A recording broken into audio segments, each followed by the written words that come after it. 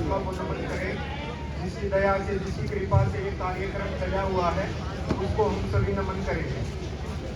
ओम य भूतं च भव्यं च सर्वं यश्चादितिष्ठति स्वर्यस्य च केवलं तस्मै ज्येष्ठाय ब्रह्मणे नमः। बहुत ही आदर व सम्मान के योग्य मंचासीन बुद्धिजीवी, मेरे समक्ष बैठे हुए धर्म प्रेमी सज्जनों, मेरे समक्ष बैठी हुई मेरी मातृशक्ति और प्यारे नौजवान साथियों, आज हम सभी के लिए बड़ा ही गौरव का विषय है कि आज हम हमारे समाज कल्याण परिषद का 24वां ये वार्षिकोत्सव मना रहे हैं। आज मैं बात करूं समाज की, मेरे को समय बहुत कम दिया गया है तो उसी के हिसाब से हम बात करेंगे।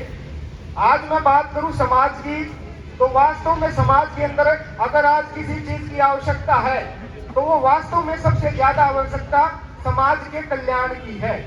आज अगर हम चारों तरफ देखते हैं तो हमारे समाज का कल्याण नहीं हो पा रहा है। अगर आज हम आत्मा के साथ विचार करें तो हमारे समाज का कल्याण नहीं हो रहा है, आज हमारे समाज का पतन हो रहा है। आप चारों तरफ देखेंगे, विचार करेंगे, जहां पर भी देखेंगे, आज सबसे ज्यादा अगर हमारे किसी भी प्रकार से किसी भी क्षेत्र में युवाओं को हम देखते हैं तो वास्तव में हमारे युवाओं का भी कहीं ना कहीं उत्थान नहीं हो रहा है और पतन हो रहा है। और कहते हैं जिस समाज के, जिस राष्ट्र के युवा अपने पथ से भटक जाते हैं, अपने पथ से विचलित हो जाते हैं, उस समाज और राष्ट्र का कल्याण कदापि भी नहीं हो सकता है।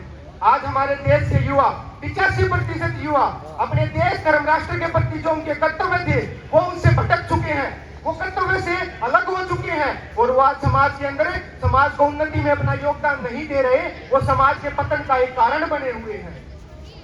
मैं आप सभी से यह आग्रह करता हूं, निवेदन करता हूं कि आज हमारे समाज के अंदर जो कार्य प्रचलित हैं, चाहे वो शराब के ठेके हैं, चाहे वो मांस मीट की दुकानें हैं, चाहे वो अन्य प्रकार के कुसंस्कारित उत्पन्न करने वाले कार्य हैं, वो बहुत तेज और तरक्की के साथ बढ़ रहे हैं। मैं पूछना चाहता हूं मेरी माताओं से, मेरी बहनों से, नौजवान साथियों से, क्या जिस देश की अर्थव्यवस्था शराब पर टिकी हो वो देश कभी विकसित हो सकता है? वो देश का कभी कल्याण हो सकता है? उस देश की कभी उन्नति हो सकती है?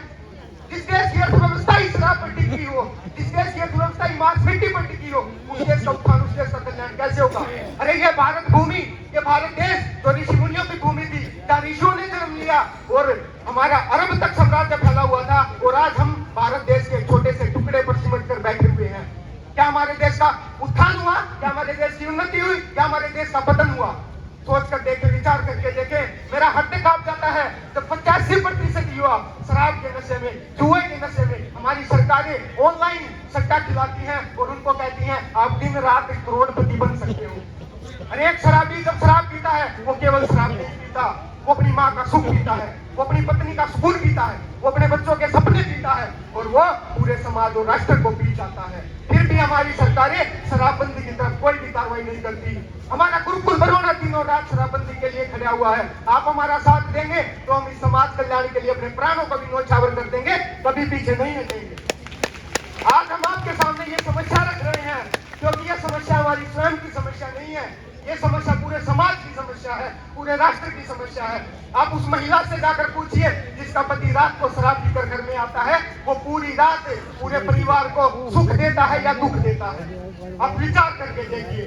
जब मांस मिट्टी खाकर एक व्यक्ति के अंदर तमोगुण पैदा होता है तो समाज की उन्नति करेगा या वो समाज का पतन करेगा? आप विचार करके देखिए। किस प्रकार से हम कह सकते हैं कि समाज का कल्याण हो रहा है? वो तो ये समाज कल्याण के जो पदाधिकारी है, कुछ चुनिंदा व्यक्ति ऐसे लगे हुए हैं जो अपनी कमाई में से समाज के कल्याण के कार्य करते हैं, लेकिन केवल इनके कार्य करने से समाज का कल्याण नहीं हो सकता। समाज का कल्याण कब होगा?